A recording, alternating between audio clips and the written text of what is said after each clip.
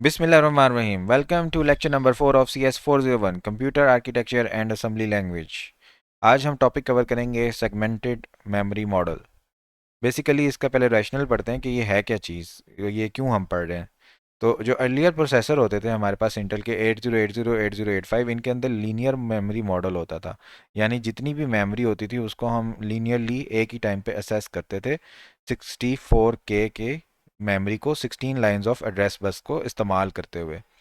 लेकिन जब एडवांस हमारे पास इंटेल का प्रोसेसर आया आई ए पी एक्स 88, तो इंटेल ने सोचा कि हम जो हमारा पुराना कोड था ना वही इसके ऊपर भी चले। ऐसा ना हो कि इसके अंदर अब हमें ज़्यादा लाइंस ऑफ बस लगानी पड़े और ज़्यादा मेमोरी एड्रेस लगाने पड़े, बल्कि हमारा जो पुराना सारा कुछ था ना वो भी इसके ऊपर ही चले, थोड़ी सी मॉडिफिकेशन करनी पड़े, कंपेटिबिलिटी उन्होंने ऐड करना चाहिए। तो उसके लिए उन्होंने क्या किया कि मेमोरी सेगमेंट्स बना दिए, सेगमेंटेड मेमोरी मॉडल बना दिया कि मेमोरी तो ज़्यादा होगी, 64 से कहीं ज़्यादा चली जाएगी, लेकिन जब आप उसको असेस करोगे तो वो 64 की पॉकेट्स की तरह आप असेस कर रहे होगे। अच्छा, अब लॉजिकल आर्गूमेंट भी है इसकी फेवर में, सेगमेंटेड मेमोरी मॉडल की फेवर में। In addition to the issue of compatibility, compatibility के साथ साथ एक लॉजिकल आर्गूमेंट भी है कि इसका एक और इस्तेमाल भी है। वो क्या है कि हमारे पास वैसे तो दो चीज़ें होती हैं ना logical parts of our program. एक हमारे पास कोड होता है जो हम सारा प्रोग्राम लिखते हैं, और एक डाटा होता है जो जिस पे वो कोड काम कर रहा होता है। लेकिन लॉजिकली हमारे पास एक तीसरी चीज़ भी होती है जिसको हम बोलते हैं प्रोग्राम स्टैक, जो कि हायर लेवल लैंग्वेजेस में नज़र नहीं आ रहा होता, उन्होंने उसको इनविजिबल किया होता है हमारे लिए। तो ये जो three logical parts of a program है, इनको हमने सोचा कि इनको क्यों ना हम अलग अलग कर दें, थ्री डिस्टिंक्ट यूनिट्स की फॉर्म में कर दें, बजाय इसके कि हम एक ही मेमोरी के अंदर इनको डाल दें। तो उसके लिए हमारे पास सेगमेंटेड मेमोरी बड़े काम में आई कि हमने तीन मेमोरी के सेगमेंट बना दिए। एक सेगमेंट हमने कोड के लिए रख लिया, एक सेगमेंट हमने डाटा के लिए रख लिया, और एक सेगमेंट को हमने प्रोग्राम स्टैक के लिए रख लिया।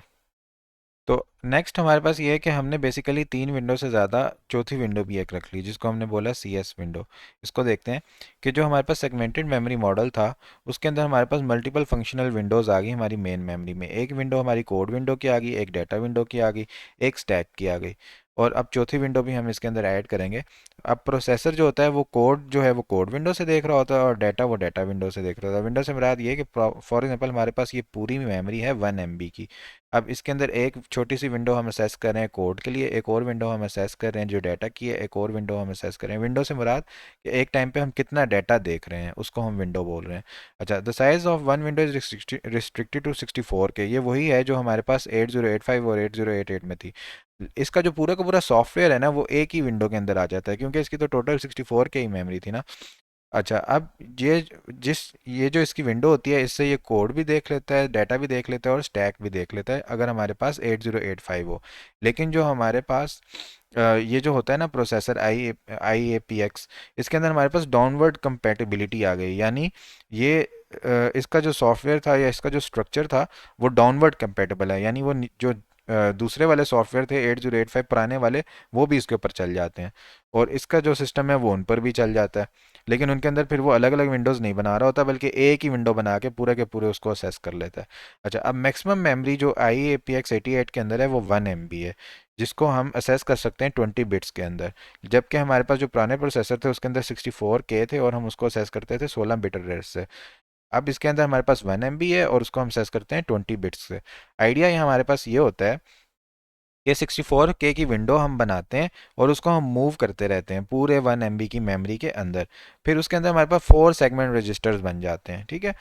4 सेगमेंट रजिस्टर जैसे हमने इंटर रजिस्टर आर्किटेक्चर के अंदर पहले डिस्कस किए थे। तो 4 विंडोज़ बन जाती हैं हमारे पास, जिसके अंदर तीन विंडो तो हम पहले बता चुके हैं, और एक विंडो जो होती है वो सी एस रजिस्टर उसको पॉइंट कर रहा होता है, जो करंटली एग्जीक्यूटिंग कोड हमें बता रही होती है कि अभी जो हमारा कोड एग्जीक्यूट कर रहा है वो क्या है। इस कॉन्सेप्ट को अगर हमने अंडरस्टैंड करना है तो हम एक एग्जांपल से अंडरस्टैंड कर सकते हैं।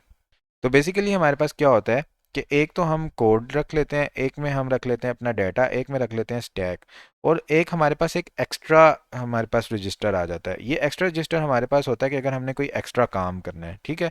तो यहाँ पर अब इन्होंने एग्जांपल दी हुई है, इसको कॉन्सेप्ट से हम कैसे देखते हैं कि हमारे पास अगर फॉर एग्जांपल एक फ्लोर बना हुआ है, ठीक है, ये फॉर एग्जांपल ये जो लाइन है ये हमारी ज़मीन है, ठीक है। अब यहाँ पे एक विंडो है जो इससे 3 फुट ऊंची है, ठीक है। और एक और विंडो यहाँ पर बनी हुई है, रोशनदान बना हुआ है कमरे का, ये पूरी खिड़की बनी हुई थी और ये रोशनदान बना था। जो रोशनदान है वो यहाँ से 10 फुट ऊंचा है, ठीक है। तो अब हमारे पास, जब हम देखते हैं कि ये, अगर हमने इसकी लोकेशन देखनी हो तो हम बताते हैं कि अगर ये फ्लोर हमारा ज़ीरो है तो हम बोलते हैं कि this is 3 feet above the floor. और अगर हमने इसकी लोकेशन देखनी हो तो हम बताते हैं this is 10 feet above the floor. यही कॉन्सेप्ट हमारे पास इसके अंदर रजिस्टर्स हमारे बता रहे होते हैं कि हम एक बेस ले लेते हैं, ठीक है, मेमोरी के अंदर। और उस बेस से हम बता रहे होते हैं कि हमारे पास एक तो होता है कोड का सेगमेंट रजिस्टर, जो बता रहा होता है कि हमारा कोड किस जगह के ऊपर है। कहाँ से बता रहा होता है, एक डेटम पॉइंट हम ले लेते हैं, वहाँ से बता रहा होता है। उस डेटम पॉइंट को हम ज़मीन की तरह ले लेते हैं। और ये फॉर एग्जांपल पहली खिड़की है, ये बता रही है कि ज़मीन से कितनी कितने डिस्टेंस पे है, कितनी ऊंची है, कितने एड्रेस का डिफरेंस है। तो वो हमें कोड सेगमेंट बता रहा होता है। फिर हमारा एक डीएस होता है, डाटा सेगमेंट, वो बता रहा होता है कि हमारा डाटा कहाँ है, ठीक है। और फिर हमारा होता है एस एस स्टैक सेगमेंट, जो बताता होता है कि हमारा प्रोग्राम स्टैक इस वक्त कहाँ पर चल रहा है। और एक हमारे पास एक्स्ट्रा सेगमेंट होता है जिसको हम डिफरेंट सिचुएशन के अंदर यूज़ कर सकते हैं। हमने two distance areas of memory access करना है at the same time. For example हमारे पास मेमोरी में एक डाटा यहाँ पड़ा है, एक डाटा यहाँ पड़ा है। डाटा सेगमेंट के अंदर तो हमने ये वाला डाटा डाल दिया, लेकिन साथ साथ हमारा कोड इस डाटा को भी देखना चाहते हैं, तो इसको हम एक्स्ट्रा सेगमेंट के अंदर ऐड कर देंगे। अब इस तरह सेम विंडो से हम दोनों डाटा को असेस कर सकते हैं। ES can also has a special role in string instruction. String instruction हम आगे जाके पढ़ेंगे, उसमें भी ईएस एक्स्ट्रा सेगमेंट एक रोल किरदार अदा करता है। ES is used in as an extra segment and can not be use in extra. Data segment के तौर पे तो ये यूज़ हो सकता है, लेकिन कोड या स्टैक के लिए ये एक्स्ट्रा सेगमेंट के तौर पे यूज़ नहीं हो सकता। अच्छा, नेक्स्ट अब हमारे पास क्या है कि यही कॉन्सेप्ट इन्होंने फर्दर मजीद रजिस्टर्स के रिलेटेड बताया हुआ है कि अब हम रिविजिट करते हैं इस कॉन्सेप्ट को। जो हमारे पास एक डाटम पॉइंट होता है ग्राफ के अंदर, उसको हम बोल देते हैं कि ये हमारा सेगमेंट रजिस्टर का एड्रेस है, ठीक है। और ये बता रहा होता है हमारी स्टार्ट ऑफ आवर विंडोज़, ठीक है।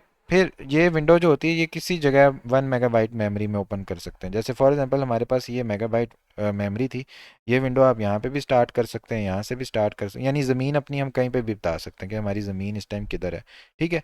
उसके रेफरेंस से फिर हमारे पास बाकी सारे रजिस्टर जनते बन जाते हैं, ठीक है, जनरेट हो रहे होते हैं। तो windows is of a fix size of 64K। Window का साइज 64K फिक्स होता है। Base and offset are two key variable. अब हमारे पास एक तो बेस होगी जो बता रही होगी कि ज़मीन किधर है, और ऑफसेट एक और वेरिएबल होगा जो बाकी विंडोज़ का बता रहा होगा। इन अ सेगमेंटेड एड्रेस, एक सेगमेंटेड एड्रेस के अंदर सेगमेंट जो होगा वो हमें टेल करेगा कि बेस किधर है। और जो रजिस्टर्स होंगे I P, S P, B P, S I, D I, B X, ये डिफरेंट रजिस्टर्स होंगे जो 16 बिट ऑफसेट इनके अंदर होगा। और ये मेमोरी को असेस कर रहे होंगे एक सेगमेंट बेस के लिहाज से, ठीक है। जैसे हमारे पास इनपुट का एक होगा, एक स्टैक का होगा, एक सोर्स का होगा, एक डेस्टिनेशन का होगा। इस तरह डिफरेंट रजिस्टर्स होंगे जो हम आगे देखेंगे। अच्छा, अब नेक्स्ट उन्होंने बताया हुआ है कि हमारे पास जो रजिस्टर होता है, एक हमारे पास आईपी होता है और एक हमारा सीएस होता है। इन दोनों का क्या रिलेशन है? आईपी बेसिकली बता रहा होता है कि अभी हमने कौन सी इंस्ट्रक्शन एग्जीक्यूट करनी है। तो इंस्ट्रक्शन तो हमारी सारी कोड के अंदर होती है। तो वो ये कह रहे हैं कि आईपी रजिस्टर हमारा तभी कोई ना कोई प्रोग्राम एग्जीक्यूट करेगा जब हमारे पास सीएस होगा। जब सीएस नहीं है तो आईपी भी नहीं होगा। तो it needs the CS register to open a 64K window. C S है कोड हमारा यहाँ पर, ठीक है। अब इसने एक 64K की विंडो में ये हमारे पास एक सी एस बन गया। अब ये जो आईपी होगा ना, ये इसके अंदर ही कहीं पे चल रहा होगा, इससे बाहर नहीं जाएगा। अब फॉर एग्जांपल हमारी जो कोड की विंडो है वो यहाँ पे आ जाती है, तो ये आईपी जो है ना, ये भी उठ के फिर यहाँ पे आ जाएगा और यहाँ का कोड एग्जीक्यूट करेगा।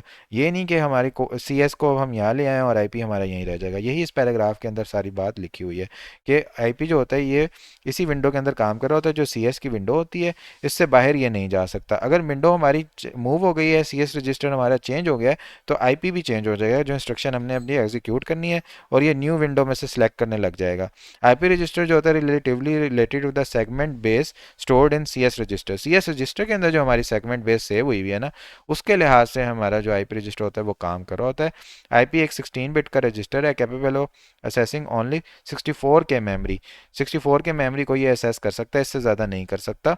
तो हमारा जो मेगाबाइट कोड होता है वो उसके अंदर डिफरेंट विंडोज़ बनती जाते हैं 64K की। एक टाइम पे 64K को ही ये असेस करेगा। जैसे जैसे बेस चेंज होती जाएगी सी एस रजिस्टर की, आईपी की बेस भी, आईपी भी अपने लिहाज से, उसके लिहाज से चेंज करता जाएगा उस होल मेगाबाइट की मेमोरी के अंदर। वो भी जैसे हमने बताया, कभी यहाँ आ जाएगा इसके अंदर, कभी सी एस यहाँ आएगा, आईपी भी इसके अंदर आ जाएगा, तो इस तरह से ये रिलेशन बन जाएगा। नेक्स्ट हम इसको देखते हैं कि एक डायग्राम के अंदर इन्होंने कैसे इसको बताया गया। तो इस डायग्राम के अंदर वो बता रहे हैं कि ये हमारा सेगमेंट बेस यहाँ से स्टार्ट हो रहा है और ये हमारी इस टाइम में एक विंडो बनी हुई है। तो ये जो हमारी विंडो है ये सी एस की विंडो है। तो इसके अंदर ही जो हमारा आईपी है वो उस टाइम एग्जीक्यूशन कर रहा होगा इंस्ट्रक्शंस की। और ये हमारा ऑफसेट होता है जो बता रहा होता है कि सेगमेंट बेस से सी एस किस जगह पर मौजूद है। इसी तरह सी एस का अपना ऑफसेट होगा, बाकी सब लोगों का अपना ऑफसेट होगा। नेक्स्ट देखते हैं कि हमारा नेक्स्ट टॉपिक है फिजिकल एड्रेस कैलकुलेशन। अच्छा, यहाँ पर वो ये बताना चाह रहे हैं कि वैसे तो हमारे पास जो रजिस्टर्स हैं ये दोनों 16 बिट एड्रेस कैरी करते हैं ना, इनके अंदर 16 बिट होता है। लेकिन अब 1 मेगाबाइट की मेमोरी है और उसके अंदर हमने असेस करना है उसको, तो हमें 20 बिट्स के एड्रेस चाहिए। तो अब 16 बिट की एक चीज़ है, उससे हमने 20 बिट का एड्रेस बनाना है। तो उसके लिए हम क्या करते हैं कि जो 16 बिट होता है ना, जो एक सेगमेंट सी एस के सेगमेंट का 16 बिट होता है, उसकी लोअर बिट के ऊपर 4 जीरो लगा के इसको 20 बिट का पूरा कर लेते हैं। और जो हमारे पास होता है आईपी का, उसका भी एड्रेस नीचे लिख के उसके एंड वाली 4 बिट को ज़ीरो कर देते हैं। ठीक है। तो ये हमारे पास टोटल जो बिट बन जाती हैं इनकी ओवरलैपिंग बीच में मिला के ओवरऑल जो इसका विड्थ बन रही होती है वो 20 बिट्स की बन रही होती है। ठीक है। फिर हम इनको ऐड कर देते हैं। इनको ऐड करके जो रिजल्ट बनता है ना वो हमारा फिजिकल मेमोरी एड्रेस होता है। अगर हमारे पास ऐड करने के बाद अगर कोई कैरी बिट आ रही है, फॉर एग्जांपल 21 बिट आ गई है, तो इसको हम इग्नोर कर देते हैं, इसको हम काउंट नहीं करते। यही इस पैराग्राफ के अंदर फिजिकल कैलकुलेशन के बारे में लिखा हुआ है। इसको हम आगे एग्जाम्पल से समझते हैं। यहाँ पे इन्होंने एग्जाम्पल में बताया कि हमारे पास ये सेगमेंट एड्रेस है जिसके अंदर हमारे पास 16 बिट पहले सारी इस तरह से आ गई और लोअर बिट में हमने 4 जीरो डाल दिए। फिर हमारे पास जो ऑफसेट एड्रेस था उसकी 16 बिट हमारे पास ये आ गई और 4 जीरो हमने यहाँ पे एंटर कर दिए अपने पास से इसको 20 पूरा करने के लिए। फिर हम दोनों को ऐड करेंगे तो हमारे पास जो रिजल्ट में एड्रेस जनरेट होगा उसको हम बोलेंगे कि ये 20 बिट फिजिकल एड्रेस हमारे पास जनरेट हो गया। फॉर एग्जांपल यहाँ पे अगर हम देखें तो हमारे पास मेमोरी जो होती है वो डिटरमिन होती है सेगमेंट ऑफसेट पेयर से, यानी दोनों रजिस्टर हम इस्तेमाल कर रहे होते हैं, बेस रजिस्टर भी इस्तेमाल कर रहे हैं, बेस एड्रेस वाला भी और ऑफसेट वाला भी। किसी एक रजिस्टर को हम इस्तेमाल करके 20 बिट का एड्रेस नहीं बनाते। जैसे हमारे पास एक ऑफसेट रजिस्टर होता है, इसको एक डिफ़ॉल्ट सेगमेंट रजिस्टर दे दिया जाता है हर ऑफसेट रजिस्टर को, उसके साथ ही बता दिया जाता है कि भाई आपका ये है। फॉर एग्जांपल अब हमारे पास एक प्रोग्राम है जो मेमोरी में हमने लोड किया, तो उसकी 0100 आईपी रजिस्टर के अंदर वैल्यू थी। तो आईपी रजिस्टर को पता था कि मैंने जो एग्जीक्यूशन करनी है वो 0100 मेमोरी एड्रेस से करनी है, रजिस्टर एड्रेस से करनी है। और कोई और वैल्यू थी 1DD हमारे सी एस रजिस्टर के अंदर। जो हमारा सी एस रजिस्टर था उसकी वैल्यू थी हमारे पास 1DDD, ये हमारे पास थी। अब हमने क्या करना है, इनको 20 बिट का बनाना है। तो ये हमारे पास निबल्स होते हैं ना, फॉर एग्जांपल ये 4 बिट का एड्रेस है हमारे पास, फिर यहाँ 4 का है, फिर यहाँ 4 का, यहाँ 4 का, टोटल ये 16 बन रहा है। तो हम क्या करेंगे, जो हमारे पास ऑफसेट एड्रेस होगा, जो हमारे पास ऑफसेट एड्रेस है ये वाला है, ठीक है, सी एस का एड्रेस, इसके सबसे आगे लोएस्ट बिट पे हम जीरो लगा देंगे। और जो हमारा दूसरा एड्रेस था उसके हम हाईएस्ट जगह पे लगा देंगे, हाईएस्ट बिट के ऊपर। तो हमारे पास ये दो एड्रेस बन जाएंगे। अब हम इन दोनों को ऐड करेंगे तो जो हमारा रिजल्ट बन रहा होगा वो हमारे पास बन जाएगा इसका resultant physical address. Okay, next हम देखते हैं कि पैराग्राफ बाउंड्रीज क्या होता है। कि हमारे पास जो भी सेगमेंट एड्रेस होते हैं, सेगमेंट वैल्यूज़, वो हमारे पास 16 बाइट मेमोरी से होते हैं। यानी उनकी जो वैल्यूज़ बेसिकली जाती हैं 16 बाइट्स तक जाती हैं। कैसे? मतलब 16 बाइट के स्टेप्स में मूव कर रही होती हैं। ये हम देखते हैं किस तरह। हमारे पास जो सेगमेंट वैल्यू था वो 16 बिट नंबर था ना, और उसके अंदर हमने 40 ऐड करके उसको 20 बिट बनाने की कोशिश की। ठीक है, राइट पे हमने ऐड किया। अब जो हमारे सेगमेंट असल में जो डिफाइन हुए हैं वो 16 बाइट की बाउंड्रीज के साथ मूव करते हैं, जिनको पैराग्राफ बाउंड्रीज कहती हैं। कैसे? कि हमारा फॉर एग्जांपल हम दो वैल्यूज़ देख लेते हैं शुरू की। हमारा जो पॉसिबल सेगमेंट वैल्यू है वो पहली क्या है, 0 0 0 और 0। ठीक है। अब जब मैंने इसको फिजिकल बेस बनानी है, 20 बिट पूरे करने हैं, एक बिट एंड पे लगाऊंगा, तो ये मेरा पहला एड्रेस बन जाएगा। अब नेक्स्ट पॉसिबल वैल्यू जो बनेगी इसकी वो 0 0 0 1 बनेगी। और 0 0 0 1 बनेगी जब, तो इसके अंदर जब मैं अपना राइट साइड पे एड्रेस लगाऊंगा तो बेसिकली मेरे पास ये 4 4 के स्टेप्स में है ना, ये 4 है, ये 4 है, और यानी ये है 2 रेज़ टू पावर 2, फिर ये है 2 रेज़ टू पावर 4, फिर ये है 2 रेज़ टू पावर 8, इस तरह ये मूव कर रहा है ना। तो यहाँ पे जो मेरे पास वैल्यू आएगी वो आएगी 16। तो ये मेरे पास वैल्यू बनेगी 0 और नेक्स्ट वैल्यू बनेगी 16। तो 16 बाइट्स के जंप में मेरा ये एड्रेस जो होगा ये मूव करेगा। इसको बोलते हैं पैराग्राफ बाउंड्री। नेक्स्ट हमारा कॉन्सेप्ट है ओवरलैपिंग सेगमेंट्स का। इसका ये मतलब है कि हम जो हमारे पास फिजिकल मेमोरी होती है ना, सारे रजिस्टर्स के ज़रिए हम उसी एक ही मेमोरी को असेस कर रहे होते हैं। तो अगर हम ये ऑब्ज़र्व करें कि हमारा जो प्रोग्राम है उसके अंदर C S D S S S और ई एस जितने भी रजिस्टर्स हैं, उनके अंदर तमाम के अंदर सेम वैल्यू है, सेम ऑफसेट वैल्यू उसके अंदर एग्जिस्ट करती है। अब इसको कहते हैं ओवरलैपिंग सेगमेंट्स। अच्छा, अब हम कैसे इसको डिफ़ाइन करते हैं कि हमारे पास जो structure of a com file होता है उसके अंदर ये सेम मेमोरी एक विंडो से एक्सेस हो रही होती है।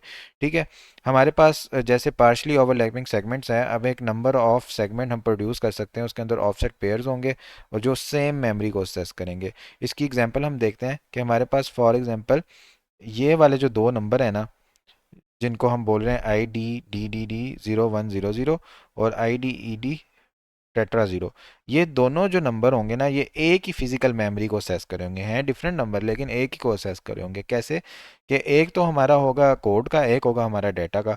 लेकिन कोड का भी जो मेमोरी में होगा वो उसी जगह पे देख रहा होगा, डाटा भी उसी जगह पे असेस हो रहा होगा।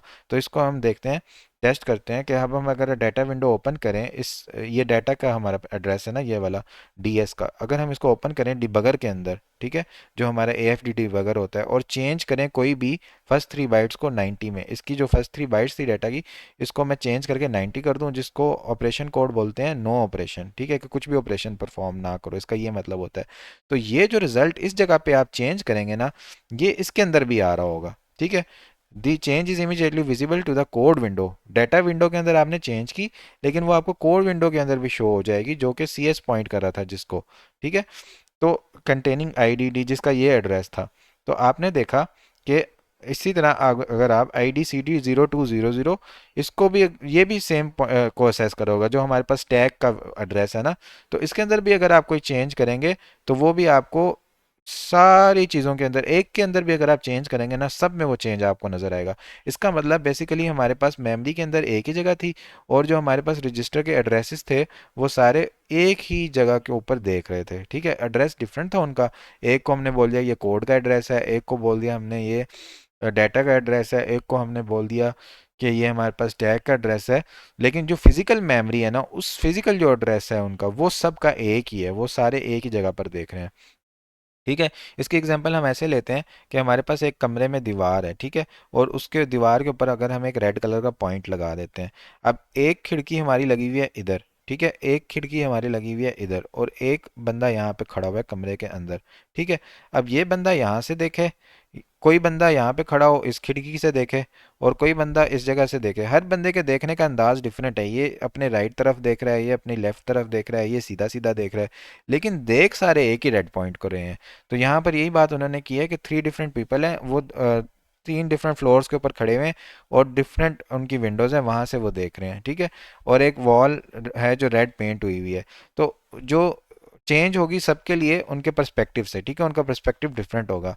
ठीक है, लेकिन उनको एक ही दीवार सबको नज़र आ रही होगी। तो जो सेगमेंट ऑफसेट पेयर है, इसको लॉजिकल एड्रेस कहते हैं बेसिकली। और लेकिन फिजिकल एड्रेस सबका सेम ही होता है। While the 20 bit address is a physical address which is the real thing. Logical addressing is a mechanism to access the physical memory. Physical memory को access करने के लिए हम लॉजिकल एड्रेस यूज़ कर रहे होते हैं, जो कि सबका डिफरेंट डिफरेंट आपको नज़र आ रहा होता है। लॉजिकली यानी ख्यालाना बातें होती हैं, लेकिन फिजिकल चीज़ जो यहाँ वहाँ पे होती है वो सबके लिए सेम होती है। जो हमारे पास 3 डिफरेंट लॉजिकल एड्रेस होते हैं, वो एक ही सेम फिजिकल एड्रेस को असेस कर रहे होते हैं। यहाँ पे जैसे आप डायग्राम में देख सकते हैं कि हमारे पास ये फिजिकल एड्रेस है। ठीक है, अब यहाँ पे इसकी नज़र से देखें तो ये भी यहीं पर देख रहा होगा, इसके थ्रू देखें तो ये भी यहीं पर देख रहा होगा। ठीक है, ये हमारे पास अगर ऑफसेट है स्टैक का, और ये ऑफसेट है हमारे पास कोड का, और डेटा हमारे पास अगर यहाँ पर कहीं है, तो ये सारी चीज़ें इधर ही देख रही होंगी। फिजिकल एड्रेस हमारे पास सेम ही मेमोरी के अंदर पड़ा होगा, जहाँ पे हमारा डाटा